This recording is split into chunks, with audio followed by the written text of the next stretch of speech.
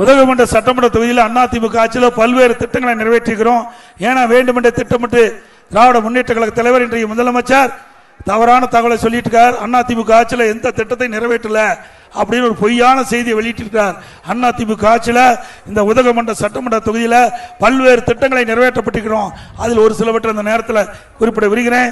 படுகர் சமுதாய மக்கள் கொண்டாடும் ஸ்ரீ ஹெத்தை அம்மன் திருவிழாவிற்கு அரசு விடுமுறை விட்டது அதிமுக ஆட்சி.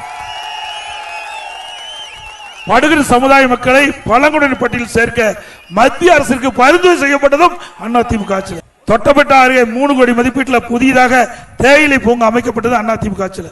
உதகை நகரத்தில் 37 கோடி மதிப்பீட்டில் 3வது கூட்டுக்குடி திட்டத்தை அமைக்கப்பட்டதும் அதிமுக ஆட்சியில். உதகையில் சுமார் 2 கோடி மதிப்பீட்டில் பேருந்து நிலையம் நவீனப்படுத்தது அதிமுக ஆட்சியில். அதுபோல கூட்டுறவு தேயிலை தொழிற்சாலை மூலம் சுமார் 27,000 சிறு குறு தேயிலை விவசாயிகள் தேயிலை விலை வீழ்ச்சியின் போது பச்சை தேயிலை கிலோ ஒன்றுக்கு 2 ரூபாய் கூடுதலாக கொடுத்தது அதிமுக அரசாங்கம். குடிசை மாற்று வாரியத்தின் மூலம் உதகை அருகே கேத்தி பிரகாசபுரம் பகுதியில் ரூபாய் 18 கோடி மதிப்பீட்டில் 172 வீடுகள் மற்றும் அவலாஞ்சி பகுதியில் 24 கோடி மதிப்பீட்டில் 180 வீடுகள் கட்டப்பட்டு அதிமுக ஆட்சியில் தான். நீலகிரி மாவட்டத்தில் சுமார் 5000 வீடுகள் இந்திரா நினைவு குடியிருப்பு திட்டங்கள் கட்டப்பட்டது. உதகையில் 14 கோடி மதிப்பீட்டில் பழங்குடியினர் பண்பாட்டு மையம் அமைக்கப்பட்டது.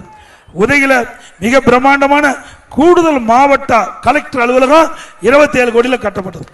உதகையில் எஸ்பி அலுவலகம் அதிமுக ஆட்சியில் தான் கட்டப்பட்டது. கோட்டாட்சி அலுவலகம் அதிமுக ஆட்சியில் தான் கட்டப்பட்டது.